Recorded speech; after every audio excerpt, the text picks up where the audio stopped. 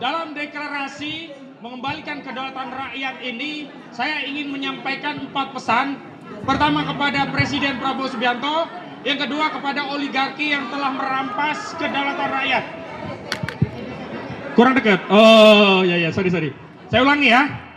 Dalam forum ini saya ingin menyampaikan 4 pesan, baik kepada Presiden kita Bapak Prabowo Subianto, dan kedua juga kepada oligarki yang dalam pertemuan 19 tokoh nasional beberapa waktu lalu dikeluhkan mengganggu negara kita, mengganggu ekonomi kita, mengganggu keuangan Republik Indonesia. Yang pertama, saya tegaskan, meskipun saya tidak mendapatkan mandat langsung dari rakyat, bahwa hari ini rakyat Indonesia siap berdiri tegak di samping Presiden Prabowo Subianto untuk melawan oligarki dan mengembalikan kedaulatan SDA dan tambang kita untuk sebesar-besarnya kemakmuran rakyat. Allahu Akbar. Dan dalam forum yang mulia ini saya tegaskan, jika Bapak Presiden tidak berani menyampaikan kepada masyarakat terbuka siapa biang kerok oligarki yang telah memiskinkan rakyat kita, saya sebut diantaranya itu adalah Antoni Salim, diantaranya adalah Aguan Sugianto Kusuma, diantaranya adalah Franky Wijaya, Grup Tahir, dan seluruh oligarki yang lainnya yang Anda bisa search di Google hari ini. Yang kedua, saya ingin menegaskan bahwa dukungan rakyat ini tidak gratis. Ada harga yang harus dibayar oleh pemerintah dan presiden, yakni apa? Harga yang harus dibayar adalah bahwa mulai hari ini presiden harus membangun kebijakan di atas basis keberpihakan kepada rakyat. Sekali presiden membangun kebijakan yang kontra terhadap kemaslahatan rakyat, pro oligarki, baik dengan dalih takut atau dengan dalih yang lainnya, maka alih-alih kami memberi dukungan, tapi kami akan berdiri paling depan untuk mengkritik presiden agar membangun kebijakan yang pro rakyat. Mantap. Ketiga, kami tahu bahwa negara kita butuh alokasi APBN.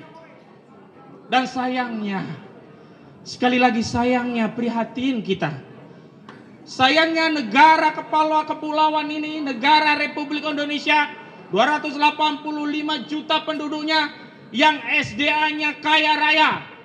Ada hutan, ada sawit, ada nikel, ada batu bara, ada timah, dan banyak kekayaan alam yang lainnya. Hari ini dengan mekanisme sistem sekuler telah hanya dibuat untuk membuat kaya raya oligarki. Bahan baku yang melimpah, tenaga kerja yang melimpah, market 285 juta ini hanya menambah kaya raya Grup Salim, hanya menambah kaya raya Grup Aguan, hanya menambah kaya raya Grup Lipo. Tetapi mayoritas penduduk rakyat Indonesia sedih sekali sampai miskin. Ada seorang anak SD bunuh diri hanya karena tidak mampu membeli ballpoint dan buku. Luar biasa. Dan yang keempat, yang terakhir, jika negara ini mengelola SDA kita dengan baik, menerapkan ketentuan pasal 33 ayat 3 yang menegaskan bahwa bumi, air, serta seluruh kekayaan yang terkandung di dalamnya dikelola oleh negara dan digunakan untuk sebesar-besarnya kemakmuran rakyat, maka kami pastikan negara tidak perlu membebani rakyat dengan pajak. Dalam hitungan kami, SDA kita kalau dikelola dengan baik melalui BUMN menjadi pemasukan APBN, setidaknya dalam setahun ada 7.000 triliun rupiah yang bisa diperoleh dari SDA Indonesia yang kaya raya. Hari ini APBN kita berapa? Cuman 3.500 triliun.